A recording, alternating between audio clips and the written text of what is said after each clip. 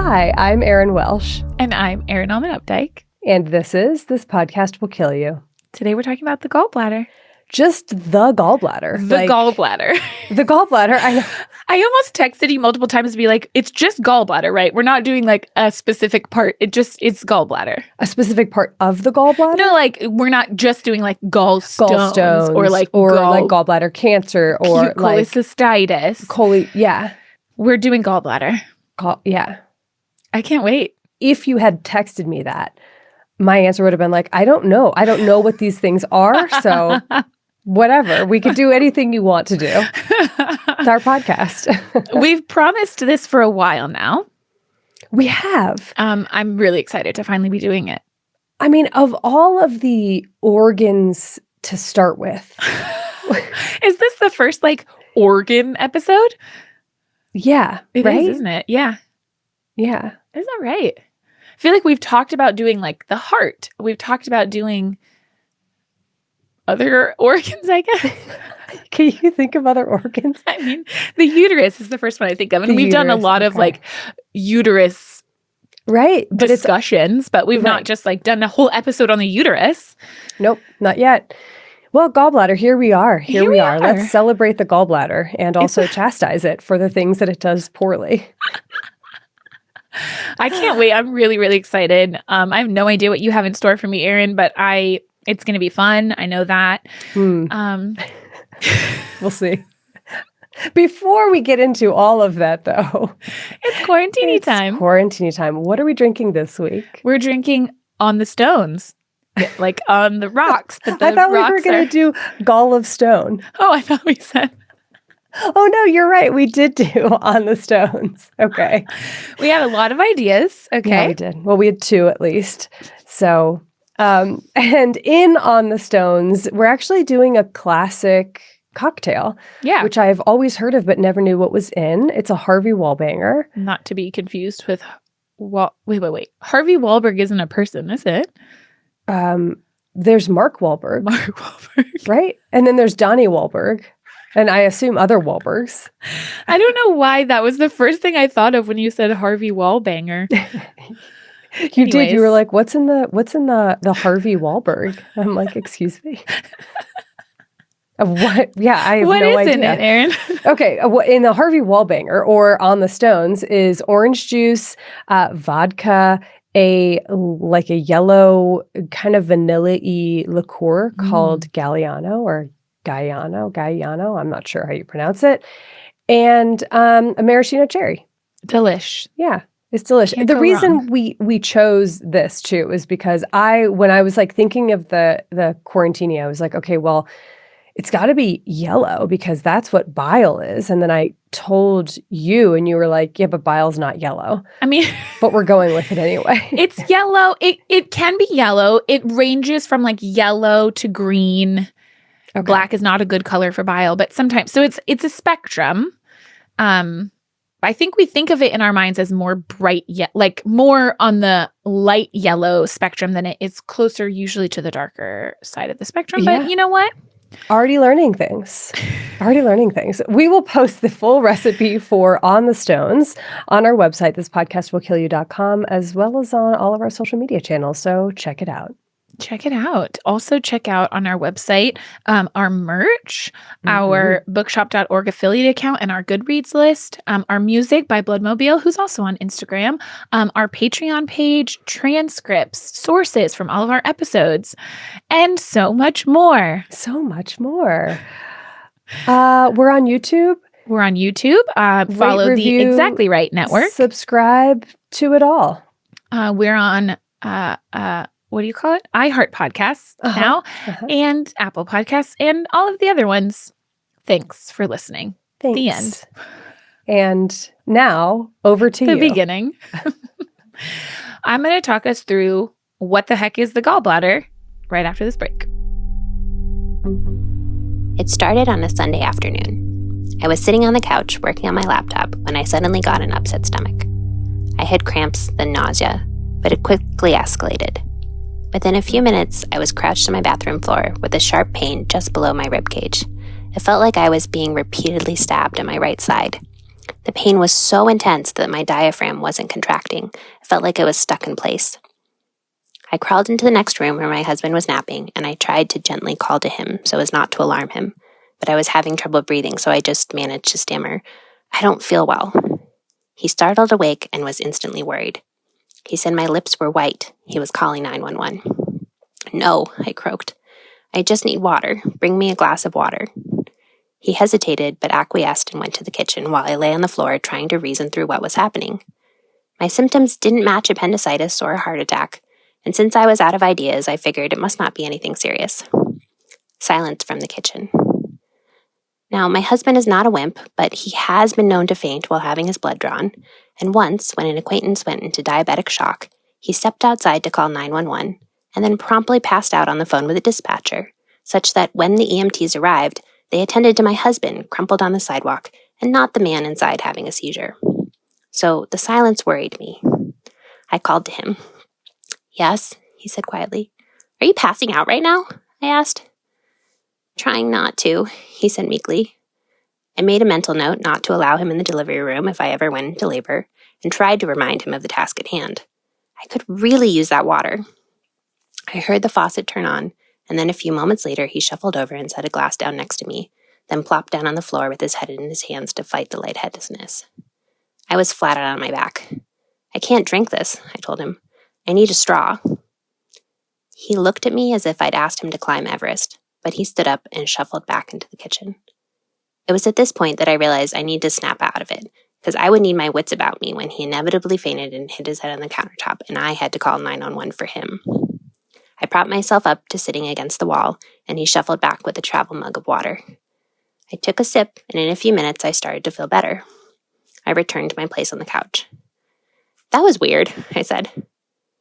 Now let it be known that my husband wanted me to go to the hospital anyway, but I told him I didn't have time to sit in the ER all night, and sure, that was pretty strange, but I felt fine now.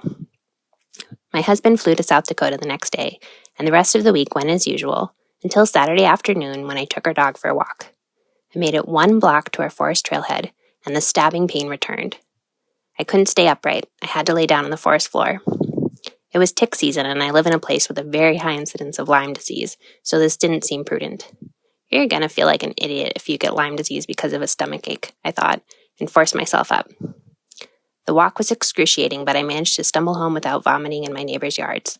When I got in my door, I laid down on the entryway bench. There I writhed and literally moaned in agony for over an hour, until I eventually made it to the couch, where I continued to writhe and moan some more. There was no position that was comfortable. After several bouts of dry heaving, I started to cough up blood. Maybe it's an ulcer, I thought. So I texted my close friend who had an ulcer and told her my symptoms. "No," she said. "I've never experienced any of that. You should go to the hospital." "I can't drive right now," I told her. "I can't even sit up." "Then call a friend," she texted back. "You know I don't have any of those," I replied. I had moved to a new state recently, and making friends is hard. "Well, then call an ambulance," she said. "That seems like overkill," I told her. "Plus the dog would lose his mind, and I'm in no state to control him right now." And so I lay there, alone, hoping the pain would subside as it had before. But it did not. My husband arrived home around 11 p.m., having had to rent a car from the airport since I had texted to say I would not be there to pick him up as planned. He also wanted to take me to the hospital, but since I still couldn't sit up, I dreaded the 30-minute car ride and a long wait in the ER waiting room. I promised him I'd go in the morning when I planned to be feeling better. I spent the night on the couch without sleep, though the pain did start to lessen. In the morning, he reminded me of my promise, but I still wasn't feeling up to the trip. I renegotiated the terms such that I would go to urgent care when I was capable of sitting upright, which happened around noon. At this point, I was actually feeling almost normal, so I insisted on taking myself. When I told the check-in staff my symptoms, I was told they could not see me at urgent care. I'd have to go to the ER. I called my husband from the parking lot and debated whether to wait until Monday morning to see a doctor, rather than going to the ER, where I'd surely waste time. But he was sufficiently worried that I relented and drove over to the ER.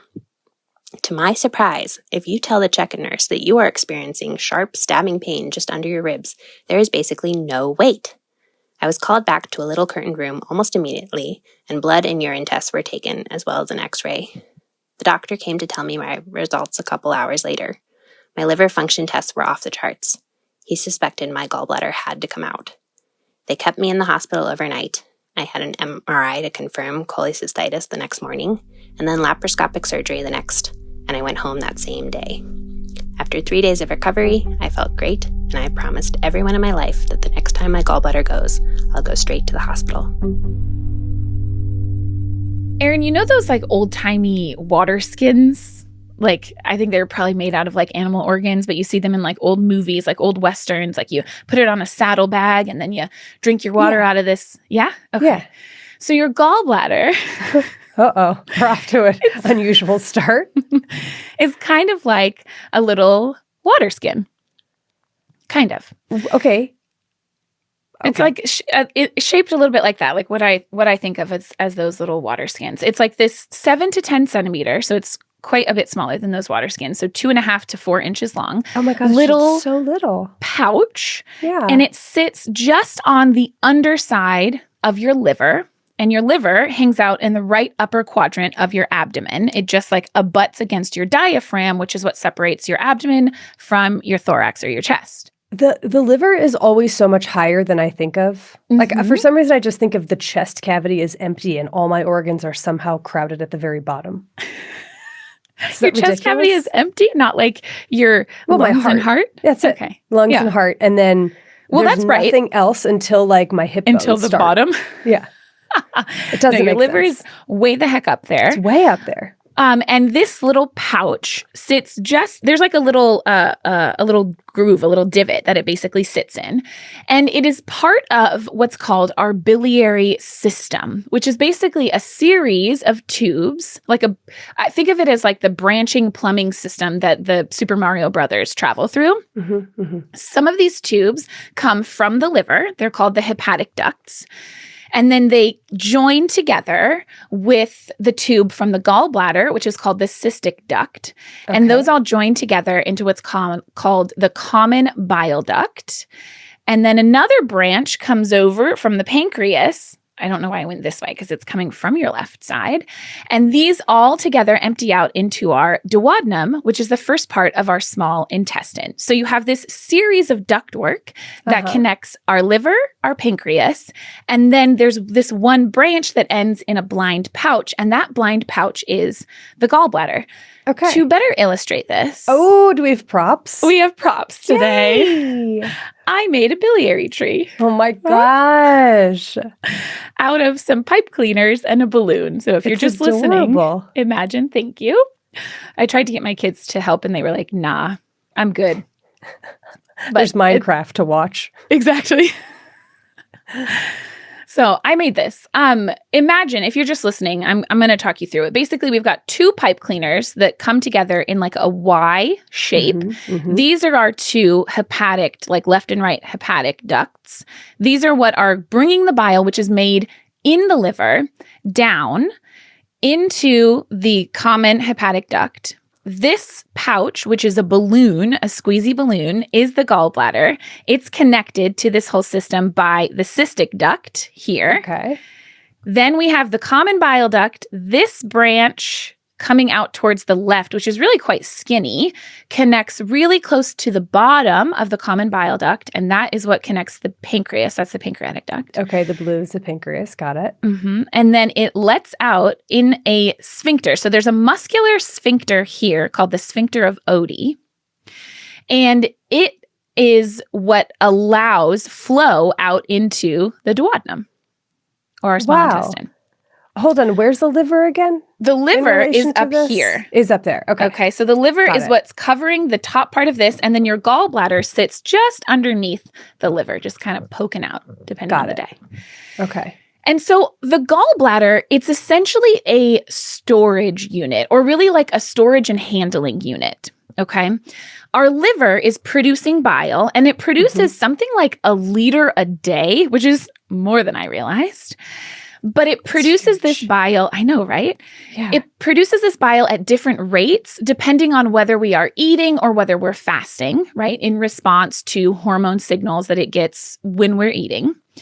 And then this bile is traveling ultimately to the duodenum, right? It has to get into our intestine because it's going to help us digest our foods. But because there is this muscular sphincter at the bottom, it's regulating the flow of bile so that bile is not just free-flowing, gushing all the time into our duodenum. So depending on the timing, pre-meal, after a meal, if you're snacking, and the pressure of this sphincter, bile will either flow outwards into the small intestine or it gets diverted into the gallbladder. Okay, so if you're like, we don't need to digest right now, just hold on to this until for a little bit. Then, boop, the pressure, like that sphincter's closed, so the pressure builds up here, and then bloop, that fluid gets diverted into our gallbladder. Something like 90% of the bile that's produced during times that we're not actively eating or digesting our food ends up going into the gallbladder for storage. Okay. But while it's there, it's not just sitting there. Our gallbladder is doing a job, and that job is concentrating this bile. You can think of it kind of like a barrel that's aging your fine wine, right? Yeah, sure. I'm really going hard on the analogies here today. I like it. So if you have wine in a barrel, like some of that wine soaks into the barrel, right? So the wine that comes out after a certain amount of time is a little bit different than what went in. It's the same thing here.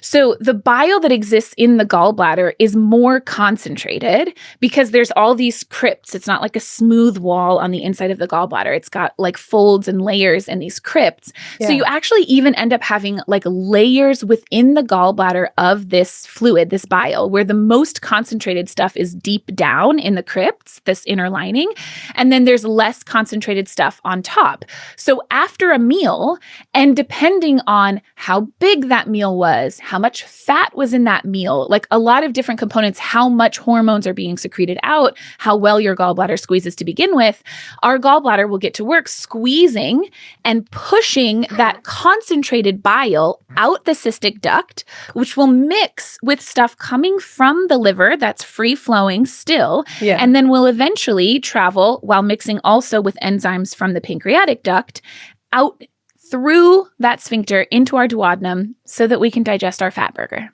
2 questions. Give it to me. How is it concentrating? Like, and number 2, what is bile? I knew you were going to ask that question. So my literal next part is, what the heck is bile?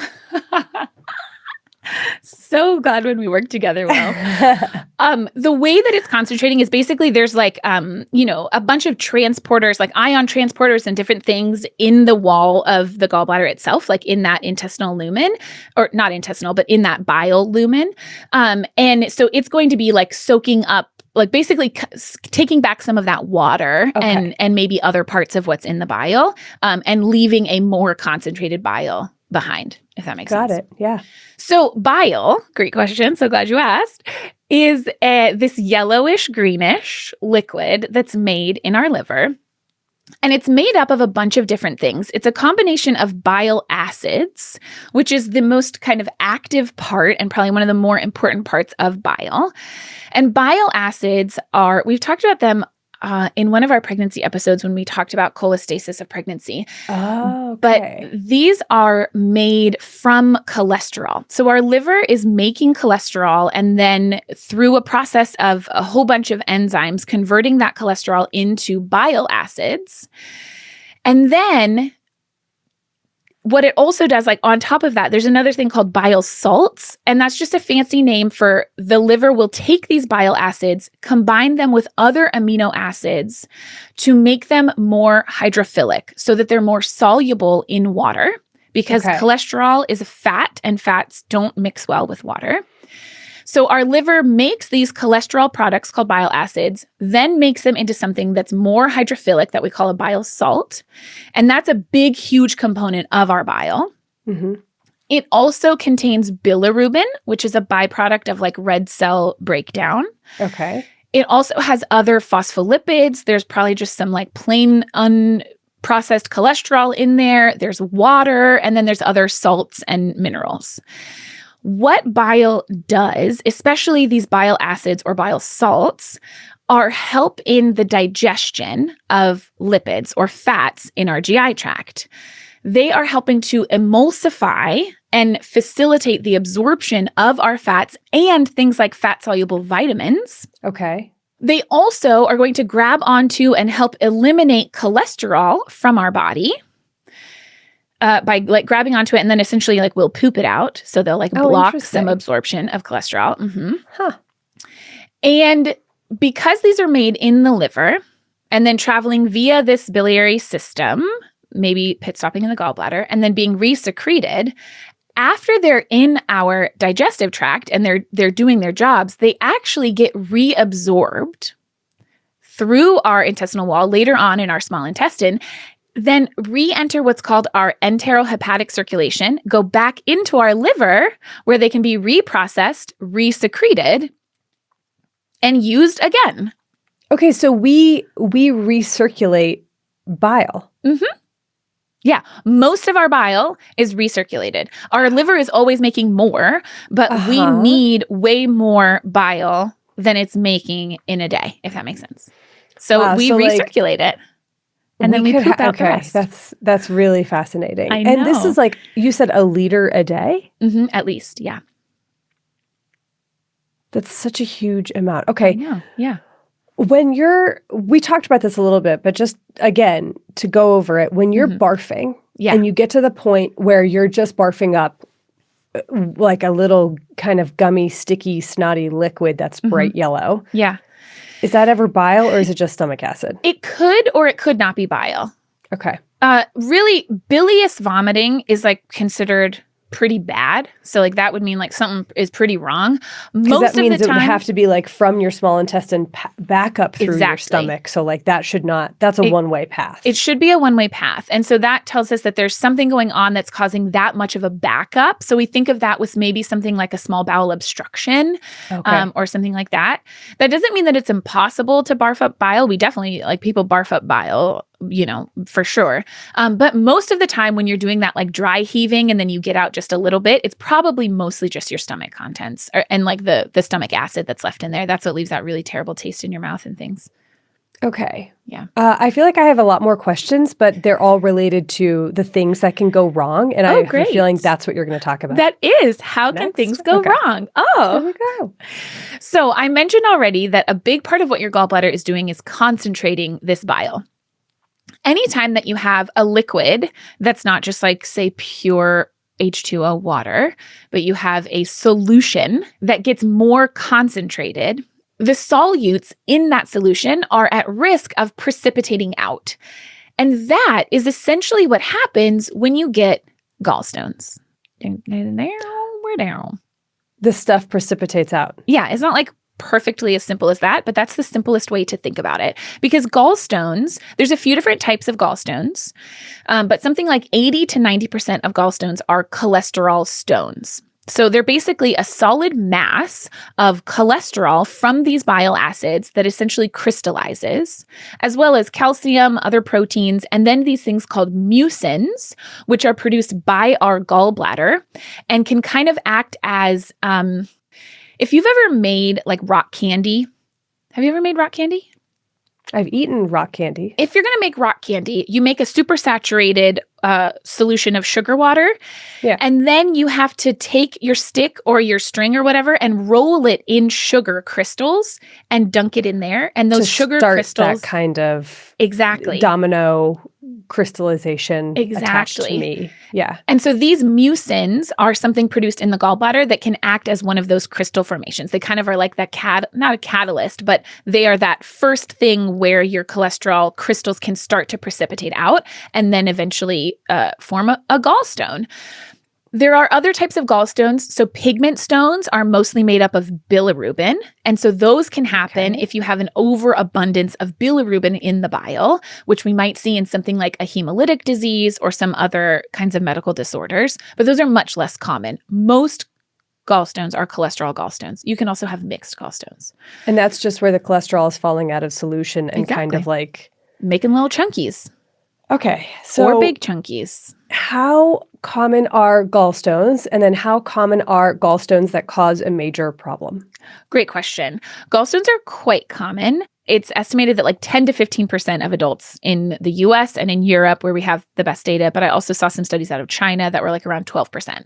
So like 10 to 15% of adults have gallstones.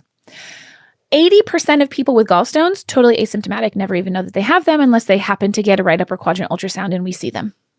Huh. Okay. Not so bad. Until they go really wrong. And there are a lot of risk factors for gallstone formation, and we really, in all honesty, just don't really understand them. Like maybe poor gallbladder motility might have a role to play, because we see that in conditions like pregnancy, which we talked about, where everything slows down, things aren't contracting as much, and so then you can get stasis. And if you have stasis, you have increased concentration of this solution, and then you have more precipitation. Okay. We can also see that in diabetes, because diabetes can cause a slowdown of the GI tract. Side note, GLP-1 medications, our friends like Ozempic, slow down the GI tract and have been associated with an increased risk of gallstone formation. Very interesting. There's also probably genetic predisposition to things like excess mucin production, or just slow gut transport in general, or differences in the way that bile salts are metabolized and reabsorbed, because you can end up with like more or less hydrophobic versions. So some that might just be more likely to precipitate to begin with, if that makes sense. They're just not as good at dissolving in water. Yeah. There's probably microbiome considerations. Estrogen might play a role. There's a lot, and we don't fully understand it. But most of the time, gallstones just hang out there in your gallbladder and don't really cause any problems. But if they're going to cause problems, most of the time, the first presentation, if someone is symptomatic, is what's called biliary colic. And that is this kind of, good example that Maria gave us in her firsthand account, unfortunately. It's this postprandial. So after eating, about an hour or so after eating, this episode of really severe, usually right upper quadrant, because that's where your liver and gallbladder are, pain that can be very severe, very intense, lasts for maybe an hour, maybe a few hours, and then eventually resolves on its own. That is the like classic description of biliary colic. We think that usually this biliary colic is caused by a stone, or what's sometimes called sludge, because sometimes you don't get like a full-on stone formation, but you just get sludginess, where it's like really thick, concentrated stuff that gets lodged somewhere in this biliary system, right? Whether it's in the cystic duct or somewhere else in this biliary system. And then it causes irritation and inflammation and pain, because it's activating our like visceral sensory nerves. More than 90% of people who have one attack will have a recurrent attack of biliary colic within 10 years. A lot of them will have a repeat episode within 2 years. Okay. But these type of attacks, this kind of biliary colic, is usually considered self-limiting, right? It's not necessarily causing an emergency. It doesn't need intervention necessarily. But these gallstone blockages can also cause a number of more severe complications, which all have various itis names because they're associated with a lot of inflammation. We can get acute cholecystitis. We can get bacterial cholangitis. We can get pancreatitis. Gallstones are also a very well-known risk factor for gallbladder cancer down the line. Okay. So I want to kind of talk through how each of these processes happen, because they're kind of all actually the exact same process. It all just depends on where in this biliary system a stone is getting lodged. Basically, anytime that you have a tube in your body, but especially when you have a blind tube, right? Like this pocket where there's no exit on it. When that tube gets blocked, you're going to increase pressure behind that blockage. Yeah. So in your gallbladder, especially, this increase in pressure is going to cause swelling, which, especially along with this super saturated bile that's already present in your gallbladder, will cause further inflammation. And inflammation in our body comes with edema or swelling, which will further increase this pressure. Yep. So acute cholecystitis is when you have a gallstone that has blocked the cystic duct and then causes this increase in pressure and inflammation and swelling in the gallbladder itself. Eventually, this can lead to the wall of the gallbladder not being able to get enough blood supply. So then parts of the tissue, because of just there's so much like edema and swelling, so then the blood can't flow there well. Yeah. And so then the tissue will start to die. So we can see necrosis. And with necrosis, you can see hemorrhage, right? Because you're going to have bleeding from where this tissue is dying. Yeah. That can eventually lead to perforation of the wall and the gallbladder, which would cause it to spill out its contents into the peritoneal cavity. And that's super concentrated bile acids that are supposed to digest stuff. So that can be really severe. Okay. But even if it doesn't perforate, as you continue to have all of this edema and cell death and necrosis, you eventually can get a purulent phase where you get a lot of white blood cells, inflammation. Bacteria can get into this system, whether they're coming from the GI tract, whether they're kind of there already but not causing problems until they proliferate. They make their way in there one way or another and then cause a bacterial infection on top of this. So that can happen in any part. If it happens near the pancreatic duct and blocks here, you can get inflammation in the pancreas, and that's called acute pancreatitis. 50% of cases of that are caused by gallstones. Okay. You can get a stone that lodges somewhere in the common bile duct itself, right? So below the gallbladder, but before the pancreatic duct. And that can cause what's called cholangitis. It's usually bacterial cholangitis. And that's really severe because this is a relatively small tube. So a small increase in pressure, you could potentially have a perforation. So that could be a lot more severe. So we see people really, really sick when that happens. And so, but like no matter where the stone or the obstruction is happening, the gallbladder will continue to be backed up and swell, or is it only when that stone is at the opening of the gallbladder? Yeah, it kind of just depends. So you can definitely get pancreatitis without having any gallbladder swelling, like without having cholecystitis on top of it. Cholecystitis, acute cholecystitis, is specifically when it's blocked at the neck of the gallbladder somewhere. So it's the gallbladder that is most affected. Like the Hotel California of gallbladder issues. You can check, you can go in, but you can never come out. It's like the worst. That's all I could think of. It was like, you can't leave. Yeah, you can't leave. Exactly. Nothing can leave. Yeah. The same is true though. Like if you get a stone blocking somewhere else, it just depends on how long it's there, how severe it gets, whether it's ever able to pass. You could certainly get inflammation. Like you can end up with an infection in the gallbladder or inflammation in the gallbladder when you also have cholangitis in other places. And at the heart of it, the problem ultimately is the gallbladder itself in any case, right? Yep. And so for a lot of these cases, though I will say not all of them, like especially not when we're talking about pancreatitis, the treatment for that is potentially different. But especially when we're talking about acute cholecystitis, when it's this inflammation of the gallbladder itself, treatment is usually take out that gallbladder. Cut it the heck out. Cholecystectomy. So what are the consequences of this? What is the deciding factor? So obviously if it's severe enough, what do we ever just remove the gallstone? You absolutely can. Yeah. Okay. There's a number of procedures that you can do to just remove the gallstone. There's also medication that you can use. We use it definitely like in pregnancy when it's the cholestasis of pregnancy, which is different. That's like, it's a different process. See our pregnancy episode, we talked about it. But so there is a medicine that we can use that helps to kind of break up these gallstones themselves. But it's not necessarily like all that effective long-term in prevention of complications, but that is one option. We used to do a lot more of like what we do for kidney stones, which is like go in and like ultrasound wave them somehow and break them up. That's not really done anymore.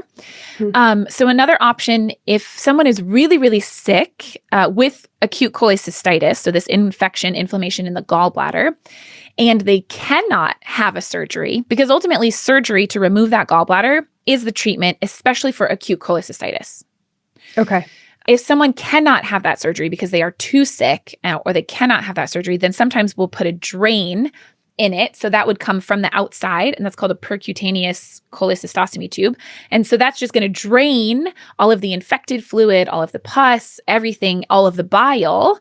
But it's sort of just a temporizing measure. Eventually, you're going to have to do something more permanent.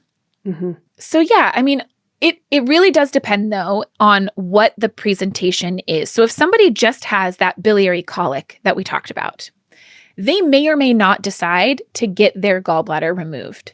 If they do, a surgeon is probably going to want it to be at a time when there's not any issues going on, because then everything is calm and cool, and it's easier to remove because you don't have irritation and inflammation. I have a question about diagnosis, though. So like you said, these attacks are fairly characteristic. It's like right upper quadrant, debilitating pain. Like I've heard some people that I know have had it describe it as like, they're like, yes, I've had children and this is worse than unmedicated childbirth. Ugh, yeah. Which is wild to think about. But it, like you said, it's self-limiting. It does go away eventually, unless there's like a more severe, unless it doesn't. And so if that goes away, and then you go to your doctor a week or two later, and let's say there's no gallstone that they can find, so then what do you do? Yeah, it's a great question. It kind of depends. Okay. It depends on if it comes back. Most of the time you see something. Whether that's sludge, right? So you might not see a stone. If you had a small stone and it passed, during that episode, then we might only see sludge. But even just sludge itself can cause biliary colic, right? If that sludge get pressed up against and then ends up causing irritation. But yeah, I mean, it all just is going to depend on that specific presentation, on how often it's happening. There are other things, of course, that can mimic this. So I don't have an easy answer for that. Okay. All right. So, but if you get your gallbladder out, obviously this happens a lot. Yeah. Yeah. What happens? It depends. Some people, they don't even miss it and they have no issues whatsoever. And then they live their life without gallstones. And isn't that great news? But a lot of people can have post-cholecystectomy complications, and that can really, really range. Estimates I saw, most of them were around 40% on the high end. Some were a lot lower, and I'm not sure that I believe that, just based on all of the other papers that said anywhere from like 5 to 40%. So I think there's a pretty huge range of looking at different studies. But the symptoms can also range. And I'm not talking about like acutely. There are, of course, complications from surgery that can happen, right? You could have injury to the bile duct, you could have leakage, things like that. But outside of that, like just post-op period, some people can have acid reflux that they can get after a procedure like this. We don't fully understand. Some people get persistent right upper quadrant pain. So like they still end up having pain in that area where they were having pain from their gallbladder. Some people very commonly end up with diarrhea, and that has a lot to do, probably, though we don't fully understand it, with the changes in how you now are getting bile acids into your GI tract, right? You're no longer having these concentrated bile acids, but you are having more of a constant free flow of less concentrated bile acids into your GI tract. And it's thought that this likely changes the gut microbiome, which will then shift how these bile acids are like conjugated or unconjugated, or what they're conjugated with when they go through processing and all of that kind of stuff. So there's a lot of potential changes that happen after a cholecystectomy. And yet you can function, and your GI tract can function just fine without your gallbladder. You just and cut it out. Snip, snip. Yeah. That's the end. Oh, okay. Erin? Oh, wow. Tell me about the history of all of this, would ya? Maybe. We'll see what I come up with. Okay. Have you ever heard someone described as like having the gall to do something? Yeah. Like what gall he has to suggest that. Don't tell me that has to do with gallstones. Of course it does. I don't know why I thought it was... Well, a gallbladder, yeah. I know, but this is so embarrassing. I'm not going to say it out loud. I thought it was like the gulls? plant, or like... No, like the birds. Oh, gall. Yeah, I thought it had something... I mean, I knew it was gall, but I don't know why I just assumed that it had something to do with birds. I mean, I would say gulls do have a lot of gall. I would agree. Because it's like, usually it's like, someone who's bold. Right. They came and took your French fry out of your hand. Exactly. The gall on that gall. The audacity, basically, is what it is. Yeah. Yeah. I love it. It's such a great word. It's like a little pearl clutching word. I don't think we use it enough. Okay, let's use it more. The gall. And it comes from the gallbladder. Okay. So like, why? Why? What does the gallbladder have to do with personality or temperament or daring? So today, we may not think that often of our gallbladder, except for the subset of us who have been at the mercy of our organ because of gallstones or cholecystectomy or some other reason. Like, how many of you out there listening knew what the gallbladder did or could locate it on a diagram before this episode? I could not at all. Yeah, I mean, Fair. you could. Yeah. You could do it. Yeah. We don't think about it very often. We don't. But this sort of backseat overlooked role that the gallbladder now plays is actually a relatively recent one. For centuries, the gallbladder, or maybe more precisely, the substance that it stores, was a star. It was famous among the organs or among the substances produced by organs, crucial for how it affected not only your health and well-being, but also your outlook on life. What? And that is the story that I want to tell today. Okay. I've touched on it in other episodes of the podcast, but it's not one that I've ever really told or thought about in full. And so what better time to discuss the humoral theory of disease? Yes. All the different biles. Like 8 years into this, yeah. So you might be thinking, okay, well, what do we care about an outdated and disproven model for understanding human health and disease? Fair enough. I care. I mean, yeah, but I asked myself, what is this really the right thing to do? It doesn't give us a ton of accurate info about our body's inner workings, but it does give us insight into how the world was perceived in past centuries and how that perception actually lingers today in a surprising way, long after the humoral theory of disease was supposedly discarded in favor of germ theory and other concepts of modern medicine. Okay. But before we get too deep into the humors, I figured I should at least share some fun gallbladder facts that I collected. Give it to me. The largest gallstone removed laparoscopically was 12.8 centimeters long and 7 centimeters wide. So that's 5.1 inches, 2.8, 5.1 by 2.8 inches. Yeah, that's hefty. It's hefty. It's like a smallish avocado is what I would say. Like quite a small avocado. Just sitting in your gut. Mm-hmm. Okay. That was laparoscopic removal. Yeah. Uh-huh. The largest removed in a traditional surgery, at least like documented in recent times, was 16.8 centimeters long and 7.8 centimeters wide. So it's like 6.5 by 3 inches. Oh my goodness. It's like a large avocado, like a good-sized avocado. Oh my goodness. Avocado, and also they kind of were avocado-shaped. Yeah, because the gallbladder's a little like... It's avocado-y, yeah. Pear-shaped, avocado-shaped. That one weighed 278 grams or 0.6 pounds. Wow. A large avocado. Okay. I've got citations for those, but this next one comes from a more questionable source. So I Googled like largest gallstone and then found the ones that are like in, medical journals. Mm-hmm. But then the Guinness Book of World Records, of course, has an entry. Oh, stop it.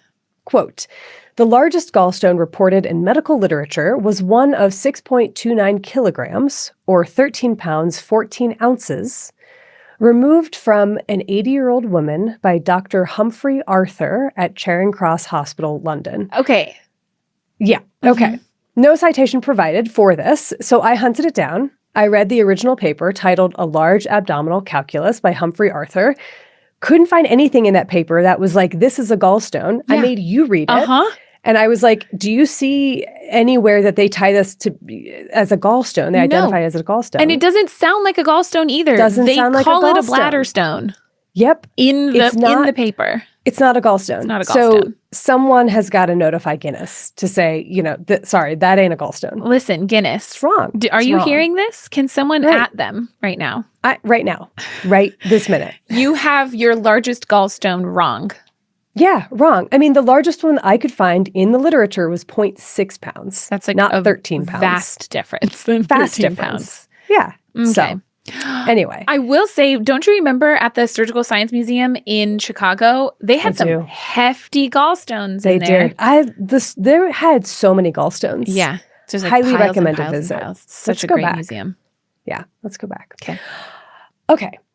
Gallstones have been found in ancient Egyptian mummies. Of course. There is a bronze model of a sheep liver and gallbladder from the 2nd century BCE that was found in a field in Italy. Wow.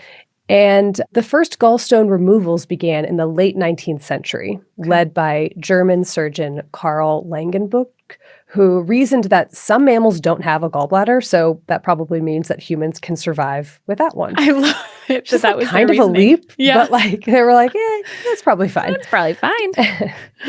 Previously, surgeons would treat gallstones or any gallbladder complaint primarily by creating kind of an opening like you described, like a fistula is what they described, to access and remove stones. Okay. Yeah. Okay, what else? We can add acute cholecystitis to the list of things that allegedly killed Alexander the Great. Oh. I think we've covered poisons on this before, or some infection, whether it was typhus or typhoid. Who knows? I mean, you can have poisons. So you can get cholecystitis from not gallstones. 10% of cases are called acalculous. So maybe, in fact, it was both a poison and acute cholecystitis. Could be. The famous American surgeon William Stewart Halstead performed surgery on his mom to remove gallstones in 1881. That prolonged her life by a couple of years. Wow. And in September 1965, President Lyndon B. Johnson had his gallbladder removed. Okay. Laparoscopy helped cut down complications and speed up healing time. And the first laparoscopic cholecystectomy was performed in 1985. And now we've got robotic-assisted cholecystectomies. Yeah. Pretty cool, revolutionary. Healing time is, it's neat. It's neat stuff. That's the end of my gallbladder facts. Love it. Let me know if you out there have more for me. That's really all that I could find for this. That's good so ones. On to humoral theory. Okay. Okay. In the 5th century BCE, our old friend of the pod, Hippocrates, along with his buds, put together the revolutionary medical text that would come to rule Western medicine over the next 2,000 years. In it, they described a person's health, their psychology, character, behavior, preferences, and appearance, and how all of this could be traced back to the balance or imbalance of 4 substances in the body, the humors. The humors. Quoting from Galen, who was a few centuries later, quote, "To begin at the beginning, the elements from which the world is made are air, fire, water, and earth. The seasons from which the year is composed are spring, summer, winter, and autumn. The humors from which animals and humans are composed are yellow bile, blood, phlegm, and black bile." End quote. I love it. He's like, listen, it's 444, okay? 444. There's a symmetry that is beautiful. Undeniable. Undeniable. The humors were related to the elements of the world, like air and blood, water and phlegm, Okay. Fire and yellow bile, earth and black bile. Interesting. And also to temperature and moisture. So blood was hot and moist. Phlegm was cold and moist. Yellow bile was hot and dry. And melancholy, or black bile, was cold and dry. Okay. Interesting. Too much of one humor could be deadly. Your death could be caused by excess phlegm. Like that would be on your death certificate. Okay. Let's say you maybe ate too much of something or drank too much of something that gave you that excess phlegm. That was what led to it. And treatments were advised based on the precise imbalance. If it was an excess of blood, bleeding was your best course of action. If it was yellow or black bile that you had too much of, you should probably take some laxatives or emetics, something to make you throw up. Okay. And if it was phlegm that was bothering you, like it clearly is bothering me, nothing is better than something that caused you to sweat or expectorate. Quick question. Sure. Is phlegm back then the same thing as phlegm today? I think so, but Okay. it's kind of, this is where it gets a little bit weird because what the heck is black bile? Yeah, that was going to be my next question. Yeah. Is We'll it poop? get It's a not little poop. bit more, no, we'll get a little bit more into it, but like, I think that we have to suspend our perception of, we have to see what these substances are and where they're coming from, because a lot of it was not in how they're coming out of your body, but just this like Idea of how they concept. exist in your body. Yeah. Okay. Yeah. I feel like I So- always thought of phlegm as like lymph, and I know that they didn't really know that that was the thing, but like in my brain, I'm Exactly. like, that's what it is. Yeah. Right. And maybe it is, sometimes these did come out, like you could see maybe phlegm is, snot or whatever. Okay, yeah, maybe it's Blood snot. obviously is more visible, but Yeah. like blood wasn't necessarily blood, if that makes sense. Oh my God, it doesn't, but I'm going to go with it. There was like the blood that you bleed, and then there was the blood that was like a part of your core. That was being. different. Mm-hmm. Yeah. It's Yeah. really, I mean, we got to just try to think in their minds. Yeah. And so what you wanted to do with treatment was basically treat with opposites. So Okay. like allopathy as opposed to homeopathy. Guided, which is like with like. And so guided by these general principles, people suffering from whatever ailment didn't necessarily have to seek the help of a physician, only in extreme cases, but they could concoct their own remedy or buy a home remedy. Poultices, enemas, syrups, potions, powders, pills, ointments, antidotes, fomentations, inhalations, infusions. Wow. Lots of options. Endless possibilities. Yep. And the quality of the treatment was determined not by its efficacy necessarily, but generally how rare or expensive the ingredients were or how complicated it was to put together. Okay. But even for the healthy person, there were general guidelines for how to live your life under the humoral theory of disease. Eat less in the summer and more in the winter. Beer nourishes, provokes urine, has a laxative effect, causes gas. Truth. Vinegar induces melancholy. I'm not sure about that one for me. Yeah. Bloodletting is best in springtime and only for those older than 17. Baths are not recommended during the summer months, which is also a time to eat cold food and avoid lovemaking, Oh, dear. which might be related to the baths Okay. guideline. I'm not sure. But alongside temporary imbalances rocking the boat, people tended to have a certain humoral imbalance which determined their personality. Those with more yellow bile, or choler, were choleric, achievement-oriented, driven, bold, decisive, independent, argumentative. This yellow bile was associated with, or people of this temperament was associated with summer and adolescence or youth. Okay. If you had an excess of black bile, you were of the melancholic personality, sensitive, indirect, detail-oriented, loyal. It's associated with maturity and autumn and a tendency to delirium or depression. A phlegmatic person had more, you guessed it, phlegm. And they tended to be calm, steady, introverted, agreeable, indirect, slow to action. Associated with winter and old age. Okay. And then finally, more blood led to a sanguine personality. Optimistic, social, serene, fun-loving, extroverted, active, associated with springtime and childhood. Wow. And there's like diagrams that you can see that have like these different colors. So like red is sanguine, obviously. Black bile's black, I'm pretty sure. Yellow bile is yellow, and then phlegm, I think, is orange. Okay. Or not orange, blue. Interesting.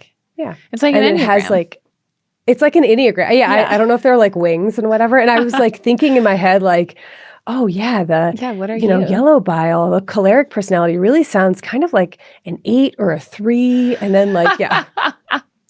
But then I was like, I can't, these are not one-to-one, obviously. No, obviously. But yeah, so the humoral theory of disease provided a framework to understand not only a person's health or disease, but also their emotions and personality, linking the two. And it drew connections between the environment, diet, and just inborn temperament to not only explain a disease, but also to provide a prognosis, how the disease was expected to play out, guided by adjustments to humoral balance. And more than this, the humoral theory of disease represents a revolution in how people understood the world to work. Rather than divine intervention or superstition, there was a physical basis for every phenomenon of the human body and a corresponding explanation. All you had to do was closely observe your patient, maybe take a case history, which led you to a diagnosis, then prognosis, then treatment. This approach to medicine was really the first to resemble the scientific one that we use today, to some extent. Interesting. Because instead of there being one answer to every question of why, which would be because God decreed it, there could be a multitude of answers. This framework of humoral theory had its own logic, even if that logic is not based on our current understanding of anatomy and physiology. And it allowed physicians to, do all of these things in order to care for their patient. And the humoral theory of disease persisted for centuries despite the lack, in our eyes, we're like, wait, are you kidding me? What even is black bile? Like, what is that? What is it not based on fact or on what we know? What we know, It still persisted because it gave meaning to the world. It answered these unanswerable questions. And I think it provided some form of certainty. And we know how much people hate uncertainty. Oh my gosh, yeah. Yeah.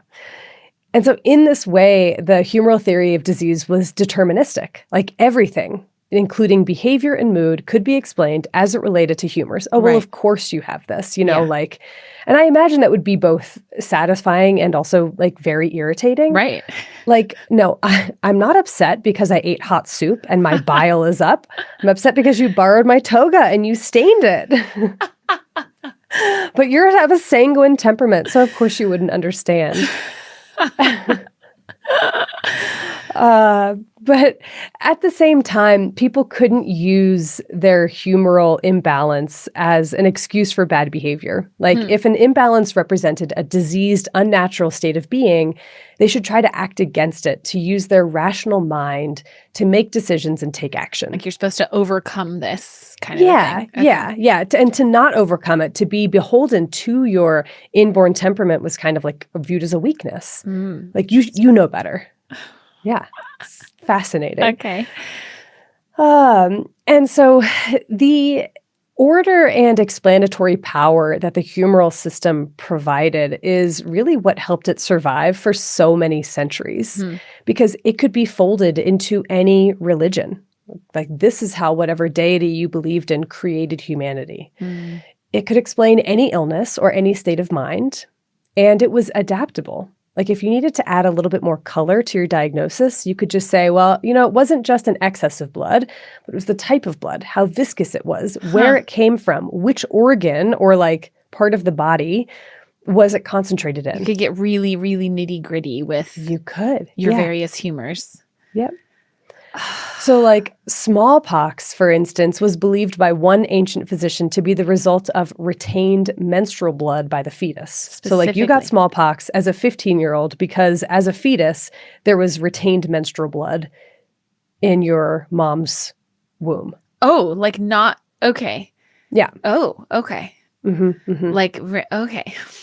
Exactly. So there's no limit to the mental gymnastics that you can do. Yeah. Wow. Okay.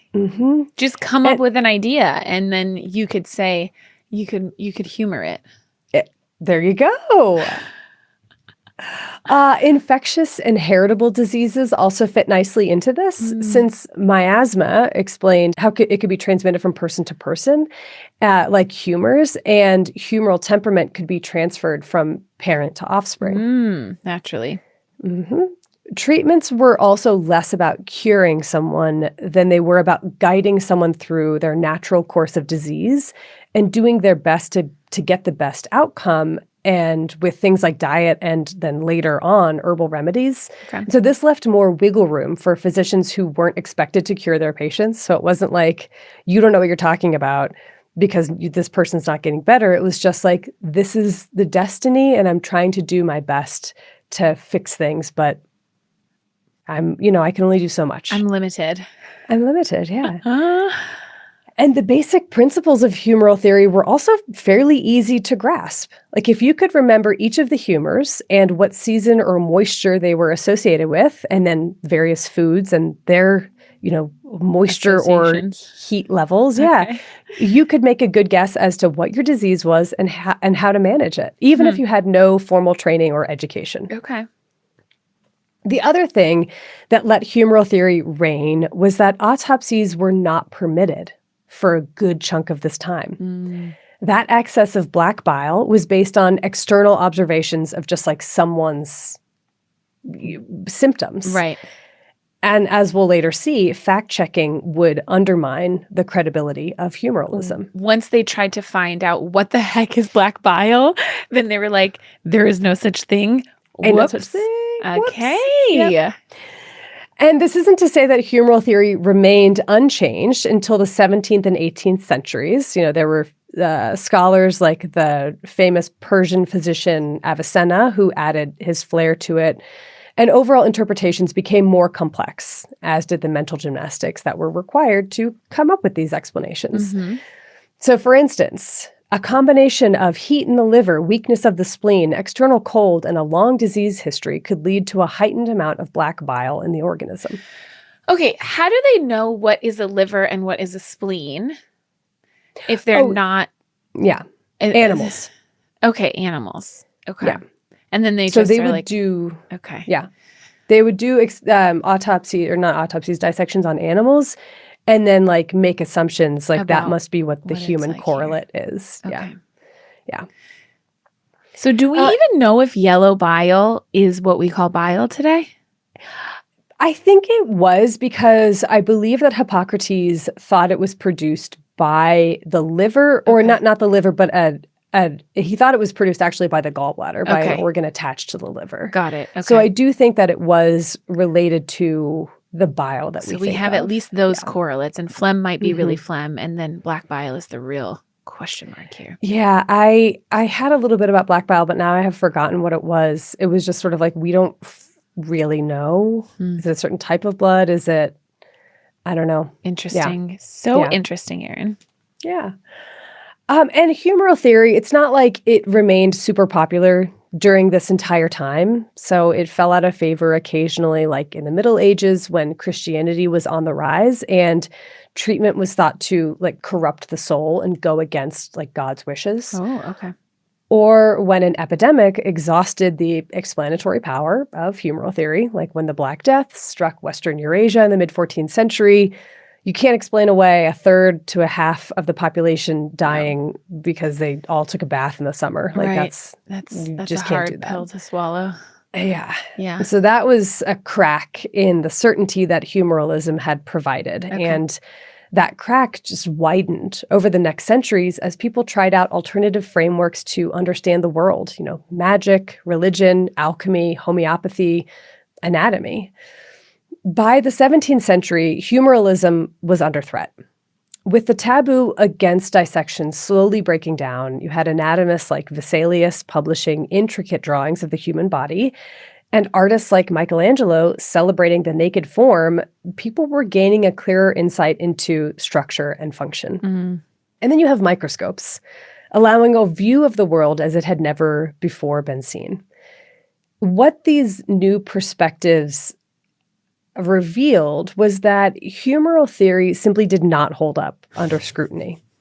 The vena cava was not connected to the liver, as Galen had claimed, nor were the lungs simply there to cool the heart. Oh. I mean, there were entire humoral structures missing. Yeah. Wow. Mm-hmm. I mean, yeah, we've talked about breath before and how it was not understood why breath was. What breath was. Yeah. Because we didn't know about oxygen. And Anatomical dissections, ironically, were permitted because they were supposed to support humoral theory and like provide more detail, not dethrone it. And so Vesalius's findings were quite an unwelcome shock to the medical establishment of the mid-16th century, which had, still was adhering to Galen's teachings. But you couldn't uncrack that egg. Yeah. And this marked the beginning of the end for humoralism.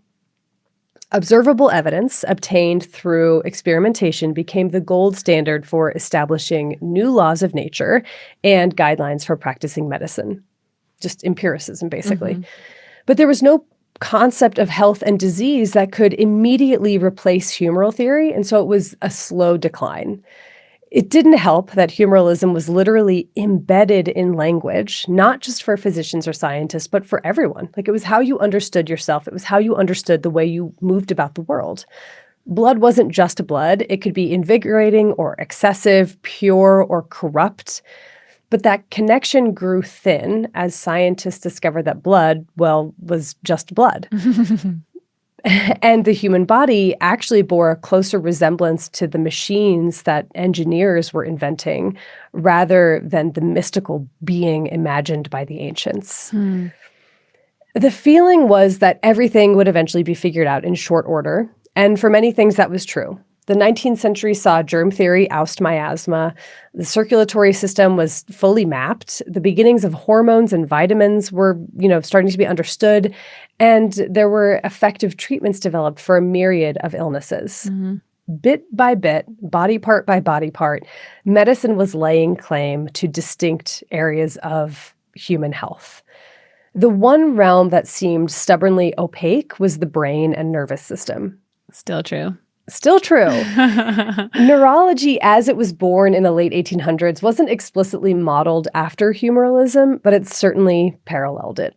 Hysteria was associated with excess fluidity and was thought to be impacted by diet, exercise, too much of this, too little of that, some of which might have a trace of truth to it, right? I think that's what's so interesting about, not to the extreme of like, don't do this in summer, don't do this in winter, but like so much of it is like still like we should move our bodies. Makes sense. We like, right. I don't know. It's just common sense. A lot of it is just common sense advice. Yeah.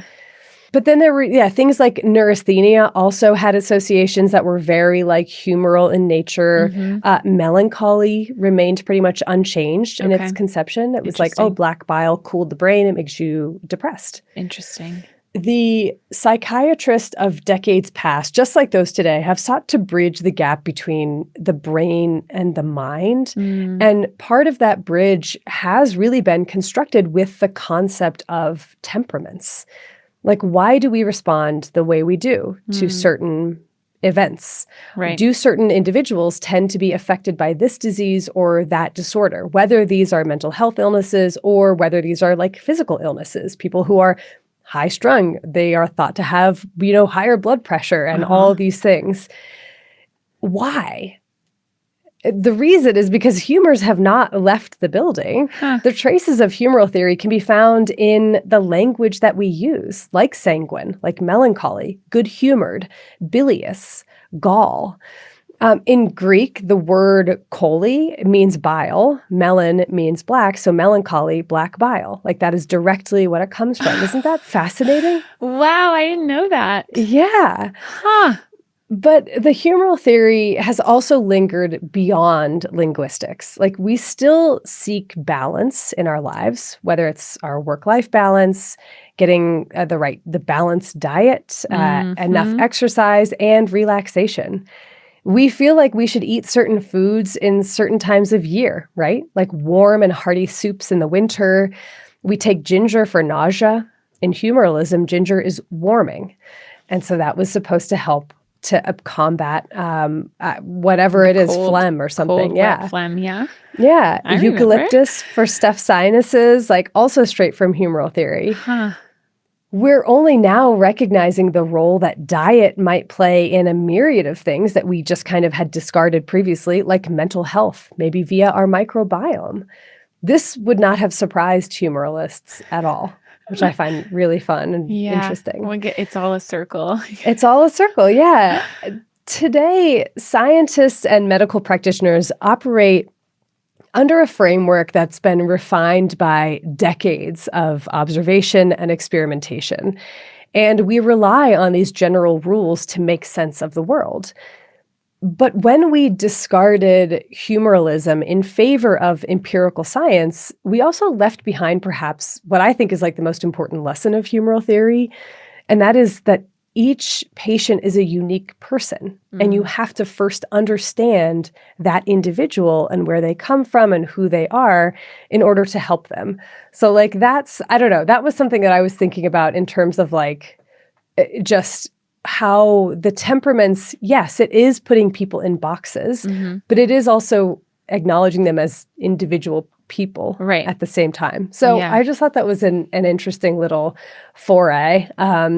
That's the lesson that I could draw from humoralism. I mean, to be honest, just full disclosure, I wrote most of this when I was sick. And so I like reading it over, I was like, wow, this feels like a fever dream. You can hear it in my voice still, of course. Maybe the humoral theory it is a fever dream, Erin. So maybe it is all a fever dream. Yeah. Yeah. I had no idea what I was going to do for gallbladders. I did not expect to come down this path of humoral theory of disease, but I thought it was fun. Then I was like thinking like, what humoral temperament am I? Yeah. What are you? I don't know. I asked my sister actually, and she said I was choleric, which is like the argumentative one. I would agree with that.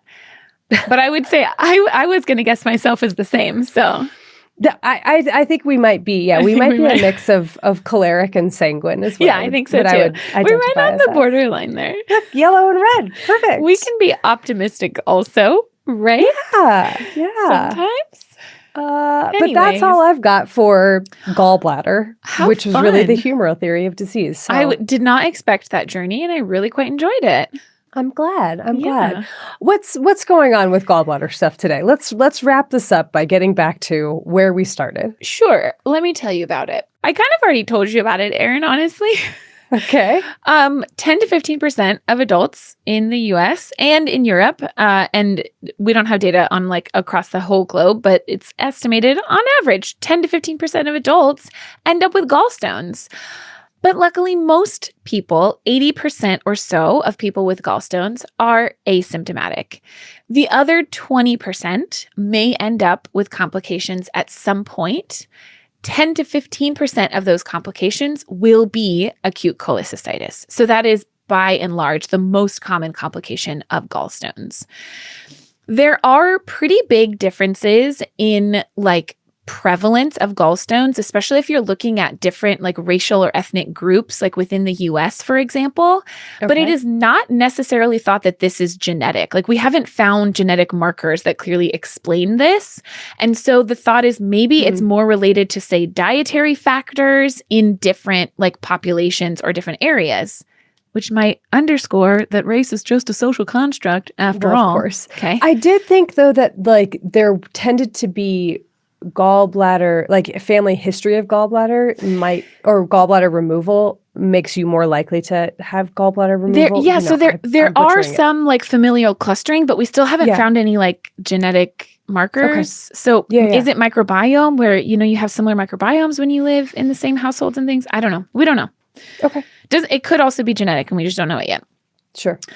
People assigned female at birth are more likely to have complications from gallstones, although that's also less true in older populations. Like it kind of evens out the older that you get. So that's why it's maybe thought, is it the estrogen that we have higher levels of, especially, in our younger years prior to menopause? We don't We don't know, but those are some of the risk factors. There's also other things. Sometimes higher BMI is associated with a higher risk of gallstones, but also so is weight loss associated with gallstones and complications.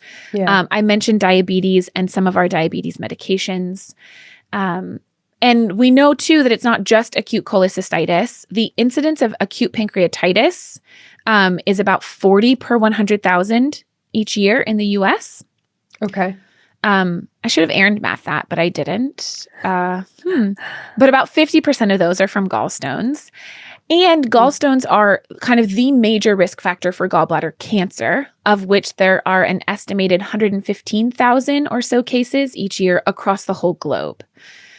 So that's my stats, okay? Mm-hmm. According to most sources, in the U.S., there are about 500,000 cholecystectomies performed every single year. So that means 500,000 gallbladders get the bucket kicked. Whoa, that's I know. huge. It's a lot, right? Oh, I have a question. I don't know. Okay. If you have a liver transplant, is the gallbladder ever come with? I don't think so, no. Okay. I don't know why. I'm just curious. That's an interesting question. I don't think so, no. Okay. Great question. Do they take the gallbladder out? I feel like I ought to know more about this. Because they're like buds. They're like... Yeah, they're buds. Pals. They're pals. There's a little pouch for it. Yeah. No, I don't know. Great question. I love that you abbreviated question. Great question. Listen, what are we doing in terms of research with the gallbladder? Great question. I don't know. Oh, okay. Okay. But I did find a really interesting paper. It was like real long and like deep in detail. So if someone wants to get deep into this, I got some sources for you.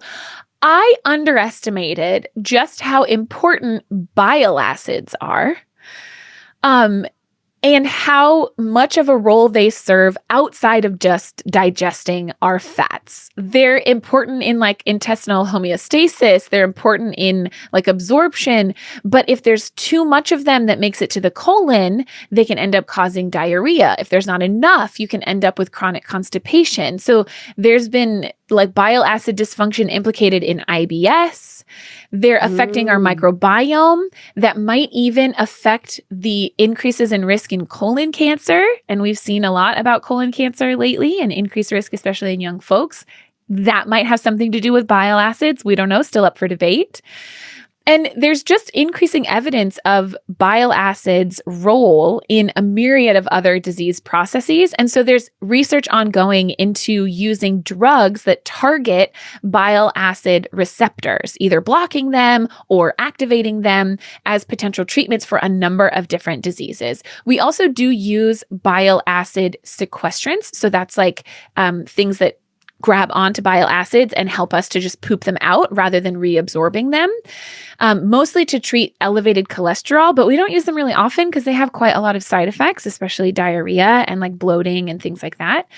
So yeah, none of that is very gallbladder specific, but it's just... but bile. And bile acids. So interesting. So if you want to read more, let us tell you about all of our sources. Yes. If you want to read more about definitely something that is not gallbladder specific in any way, shape, or form, there is a book called Passions and Tempers, and it's about the humoral theory of disease by Noga Arika. And then there's a paper which just has a few fun tidbits. It's a book chapter, actually, called History of Medical and Surgical Management of Acute Cholecystitis by Barry and Frank from 2015. And I've got a few more sources, especially on those big gallstones. And, so Guinness Book of World Records, get on this. Yeah. I also had a number of sources. I used primarily also a textbook chapter. It was from the textbook Comprehensive Physiology, and the chapter was called Functions of the Gallbladder. Surprise, surprise. I also used a bunch of other specific papers to look at. For example, there was one from the Lancet in 2006 called Cholesterol Gallstone Disease. There was a JAMA review from 2022 called Acute Cholecystitis, a review. I've got one on gallbladder cancer, one on pancreatitis, a few others on bile acids, both the synthesis and their use in these other, like the other functions that they serve. You can find all of that on our website, thispodcastwillkillyou.com, under the episodes tab. It certainly can. Maria, thank you so much again for sharing your story. Yes. Seriously. Thank you so much for telling us that story and sharing it with all of our listeners. We really appreciate it. Thank you to Bloodmobile for providing the music for this episode and all of our episodes. Thank you to Tom and Liana and Brent and Pete and Jessica and everyone at Exactly Right for everything that you do to make this podcast possible. Thank you. Thank you. And thank you to you, listeners and watchers, fans of This Podcast Will Kill You.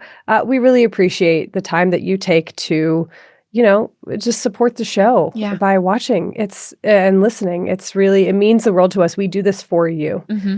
It's period. true. So let us know what you think of the gallbladder. What temperament are you? What Hippocratic temperament or whatever are you? Let us know. And a special shout out, as always, to our patrons. Thank you so much for your support over on Patreon. We really appreciate it. It means so much to us. We do. Well, until next time, wash your hands. You filthy animals.